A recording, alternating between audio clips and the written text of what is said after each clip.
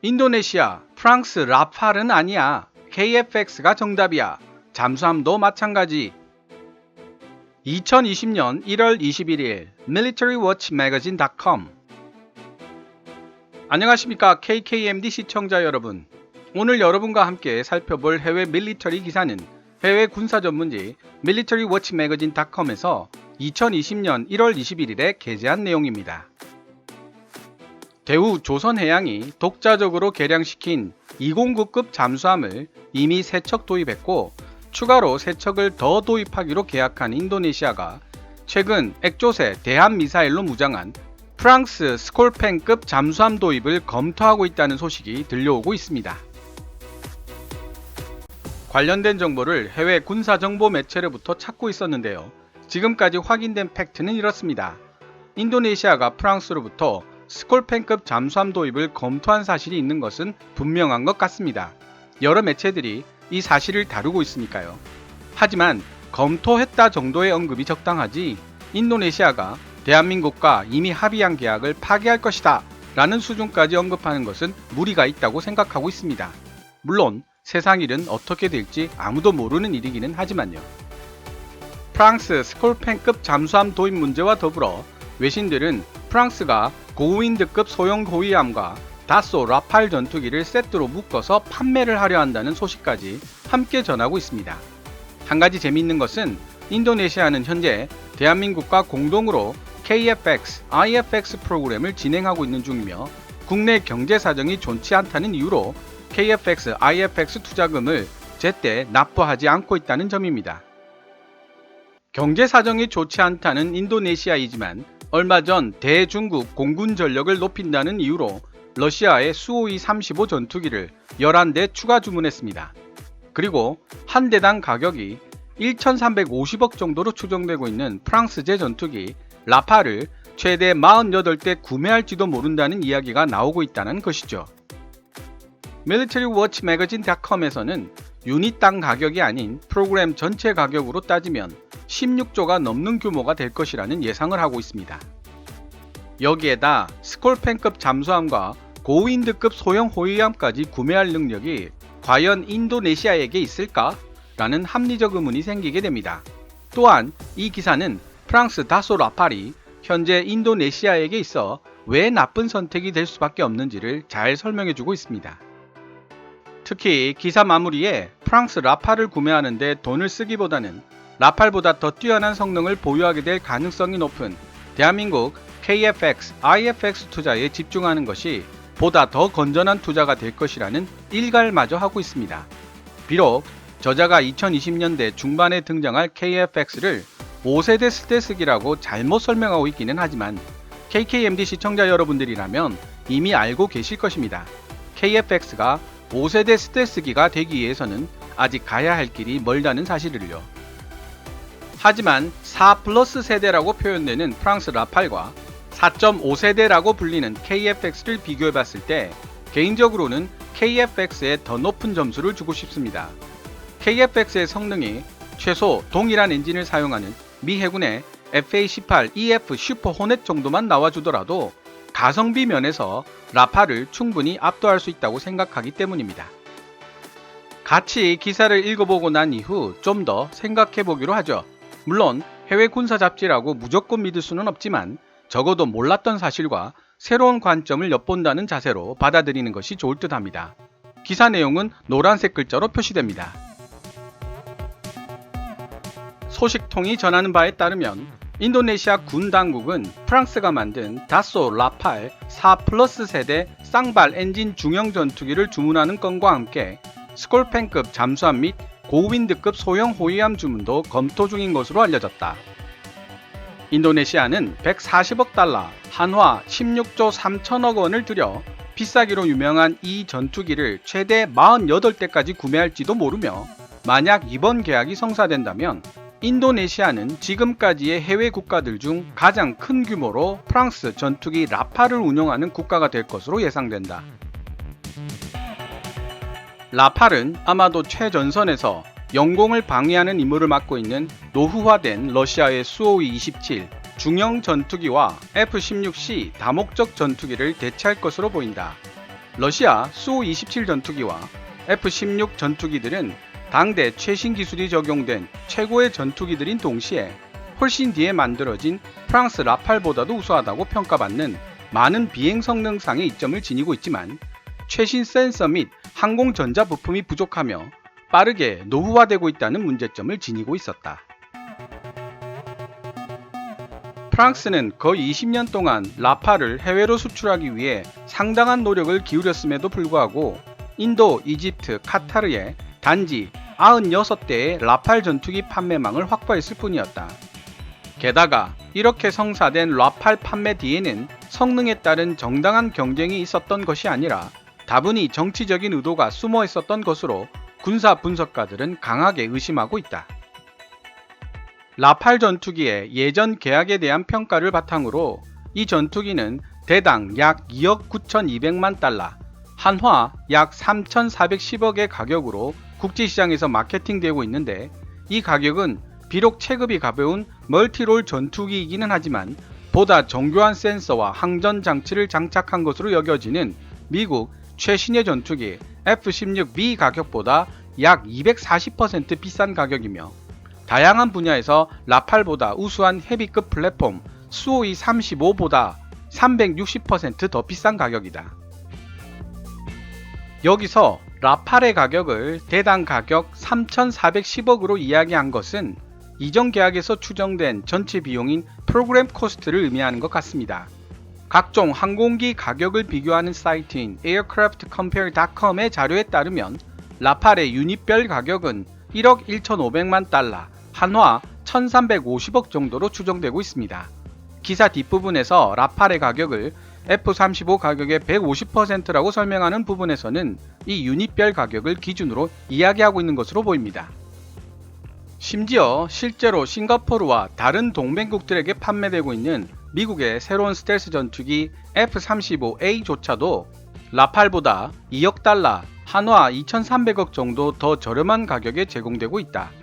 프랑스 라팔의 능력이 F-35의 그것에 비한다면 엄청난 차이를 보인다는 점에서도 인도네시아가 2억 달러나 더 비싸게 라팔을 구매하는 것은 모순적이기 이를 데 없다. 라팔은 F-35 대당 가격의 약 150% 가격에 인수될 것으로 보인다. 인도네시아가 이미 러시아 수호이-35를 주문해 놓은 상태이며 국경을 접한 이웃 국가인 싱가포르가 최신의 전투기인 F-16B와 F-35 모두를 실전 배치할 예정이라는 사실을 생각해 봤을 때 프랑스 라팔을 구매하는 것은 인도네시아 공군 현대화에 있어 가장 가성비가 떨어지는 선택이 될 것이다. 인도네시아와 껄끄러운 관계에 있는 호주마저 F-35를 실전 배치했다는 사실은 덤일 뿐이다. 라팔은 중형급 플랫폼으로서는 어느 정도 능력이 있지만 능력에 비해 소요되는 비용이 지나치게 높은 것으로 간주되고 있는데 이는 부분적으로는 미국이나 러시아 및 기타 주요 생산국들에 비해 효율성이 떨어지는 프랑스 군용 항공산업의 특성과 가격을 떨어뜨리기에 충분하지 않은 부족한 생산량에 기인한다. 프랑스의 전투기 도입은 인도네시아에게 기반 시설 및 장비들의 전면적인 재정비를 추가적으로 요구하게 될 것이다. 왜냐하면 프랑스에서 만들어진 라팔 전투기는 미국과 러시아에서 만들어진 하드웨어를 운용하기 위해 구매해놓은 기존 탄약과 군수품 그리고 기타 군 자산과 호환이 전혀 불가능하기 때문이다. 이집트, 인도, 카타르는 모두 라팔 전투기의 모태가 되었던 냉전시대 전투기 미라지 2000을 운영했던 경험이 있는 국가였으며 이는 이 세 나라들이 프랑스 전투기의 운용에 필요한 기반 시설의 상당 부분을 이미 갖추고 있는 동시에 프랑스 전투기 운용에도 익숙해져 있다는 것을 의미한다. 하지만 이를 반대 해석하면 프랑스 전투기를 운용해 본 경험도 없고 기반 시설도 갖추지 못한 인도네시아가 만에 하나 라팔 전투기를 구매한다면 이전 고객들보다 훨씬 더 많은 돈을 써야만 한다는 뜻이기도 하다. 만약 라팔이 인도네시아 공군에 도입된다면 취역 즉시 라팔은 인도네시아 전투비행단에서 가장 속도가 느린 전투기가 될 것이다. 뿐만 아니라 라팔은 수호이-35와 수호이-30처럼 장거리 정찰 비행을 하기 위해 필요한 지구력도 부족하다. 반대로 가깝게 접근한 적들과의 강도 높은 전투에 필요한 F-16의 낮은 운용 비용과 높은 출격률이라는 장점도 라팔이 따라잡기 힘든 분야라서 라팔은 상당히 불안정한 입지에 놓이게 될 것이다. 자료 조사를 해보니 라팔의 내부 연료 탱크 용량이 단일 좌석 기준 4,700kg인데 반해 수호이-30의 내부 연료 탱크 용량은 9,400kg에 달합니다. 참고로 KF-X의 내부 연료 탱크 용량은 5,500kg으로 예상되고 있습니다. 이것은 궁극적으로 전투기 설계 사상에 대한 문제로 귀결된다. 미국인들의 F-15와 F-22의 관계를 생각해보자. 두 기종 모두 공중우세 전투기이지만 F-22는 비싼 고성능 하이급 공중우세기로 F-15는 보다 저렴한 미들급 공중우세기로 사용되고 있다. F-16과 F-35도 같은 보안적 관계로 설계된 전투기이다. 러시아인들 역시 같은 설계 사상으로 수호이-27과 수호이-57을 만들어냈고 미그-29와 미그-35를 사용하게 된 것이다.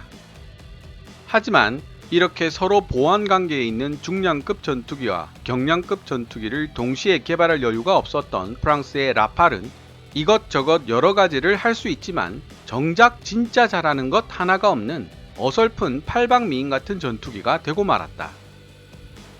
미 해군은 예전에 F-14 톰캣과 F-18C 호넷으로 하이로우 콤비네이션을 이루어 실전 배치한 적이 있었다. 이후 비용 절감을 위해 F-18E 전투기들로 구성된 중형 비행단으로 전환했었지만 FX와 F-35C 사이에 강력한 전투력 경쟁이 재현되면서 다시 하이로우 콤비네이션으로 전력 중심이 이동하고 있다. 만약 이 프랑스 전투기를 전투기의 정점에 서 있는 미국의 F-15와 러시아의 수호이-35와 같은 중량급 전투기와 비교해 본다면 분명 몇 가지 성능상 단점을 드러내게 될 것이다. 동시에 프랑스 라팔은 F-16과 같은 경량급 제트기의 유지비보다 훨씬 비싼 F-15나 수호이-35와 비슷한 수준의 높은 유지비를 요구하면서도 F-16보다는 훨씬 떨어지는 출격률을 보여주고 있다. 이미 중량급 전투기 수호이-30 플랭커와 경량급 전투기 F-16 파이팅 팰컨을 하이로우 조합으로 상호 보완하여 실전 배치시키고 있는 인도네시아 공군 내부에서 프랑스 라팔이 비집고 들어갈 틈은 거의 없어 보인다.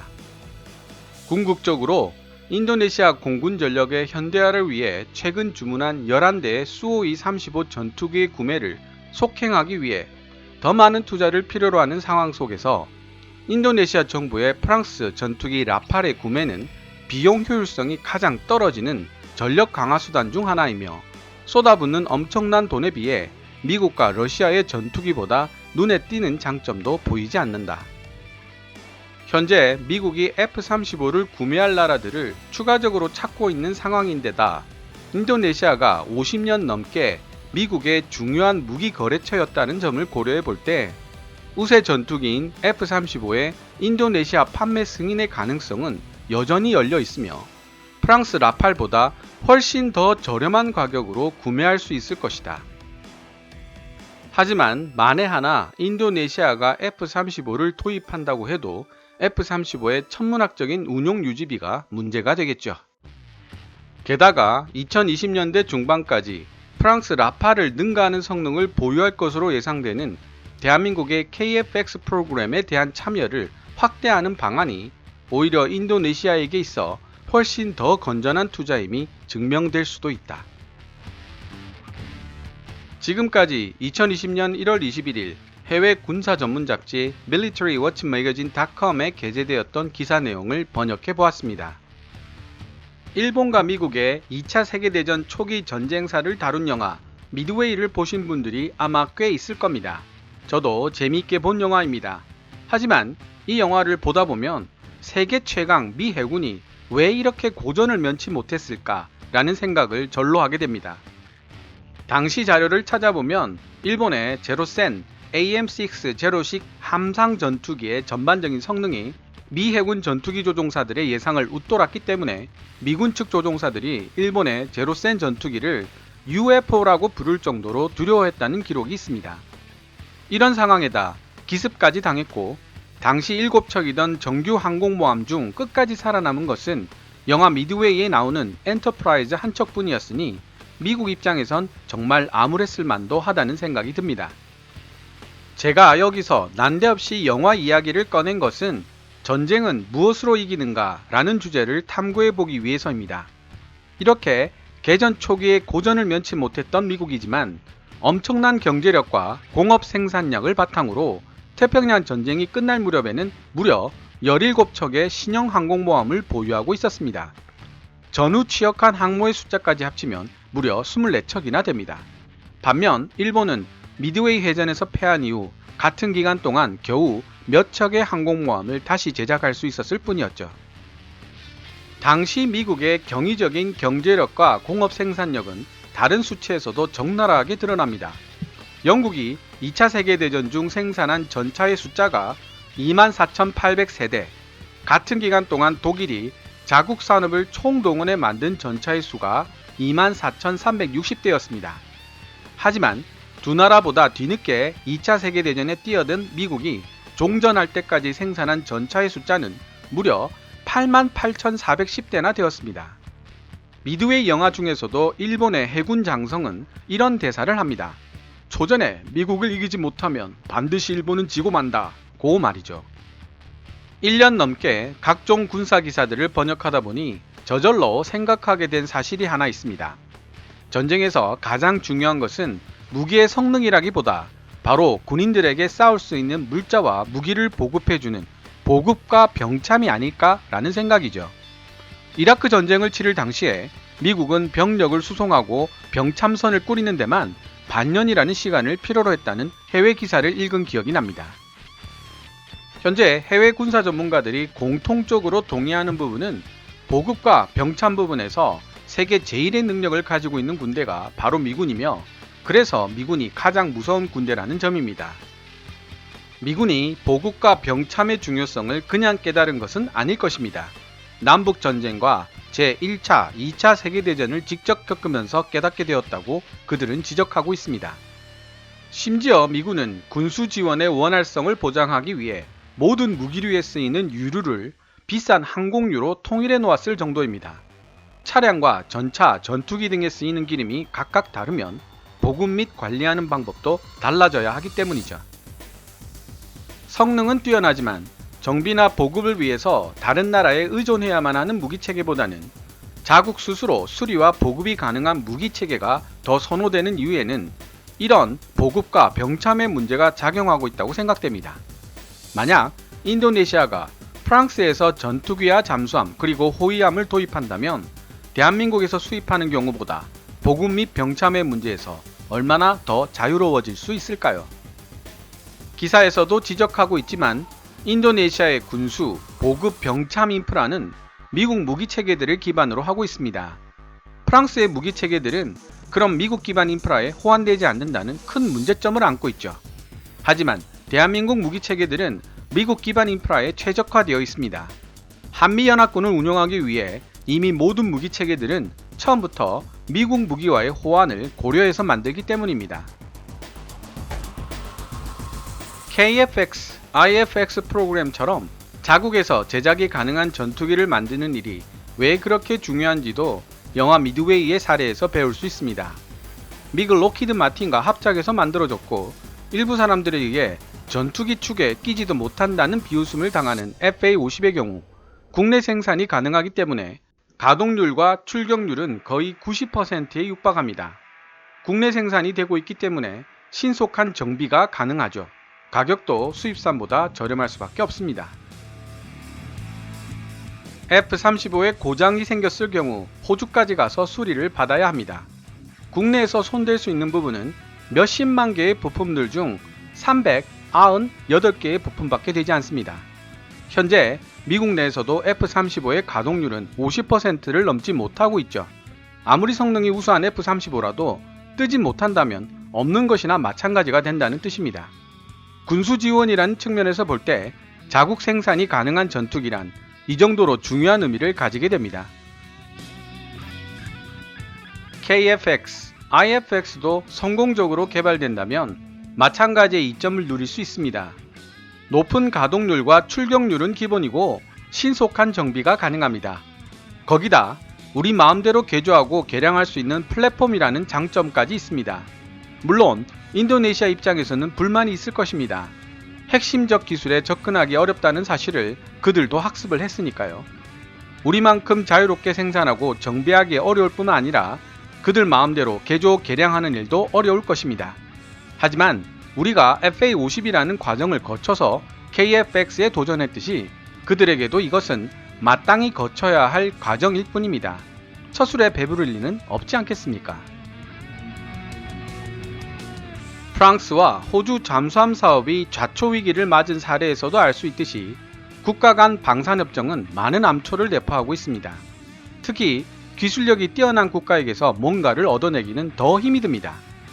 우리나라도 그런 사례들을 톡톡히 경험해 왔으며 기술 강국가의 방산 사업은 시행 기간과 사업 비용도 점점 늘어나는 경향이 강합니다. 그에 비하면 후발 국가들이 상대적으로 기술 이전에 관대하고 건조 기간과 비용도 협정된 사항을 지키는 경우가 많습니다. 후발주자이기 때문이죠. 이런 여러가지 정황들을 분석해 봤을 때 인도네시아가 대한민국과의 거래를 파기하고 프랑스의 전투기와 잠수함을 구매할 확률은 낮다고 판단됩니다. 다만 기사에서도 언급했듯이 정치적인 고려나 로비가 개입될 가능성은 있을 것입니다.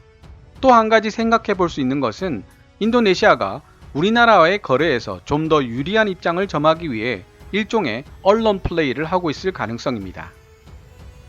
이럴 때 감정을 내세우는 것은 정치나 외교 전문가가 취해야 할 행동은 아닙니다. 국제관계는 냉엄한 약육강식의 세계이며 실리가 모든 것을 좌우하는 세계이기도 합니다. 인도네시아의 행동이 비록 얄미울 수는 있더라도 그것마저 계산에 넣어 행동하는 대한민국이 되어야 할 것입니다. 전에도 한번 인용한 적이 있는 로마의 위대한 장군이자 정치가였던 율리우스 시저가 갈리아를 정벌하며 믿을만한 부족은 소수이고 다수의 적대적인 부족들에게 둘러싸여 있었을 때 했던 말이 다시 한번 떠오릅니다. 갈리아 정복을 성공하기 위해서 나는 신뢰는 보이고 불신은 숨겼다. 오늘 준비한 내용은 여기까지입니다. 지금까지 시청해 주셔서 감사합니다. Kevin's Military Channel KKMD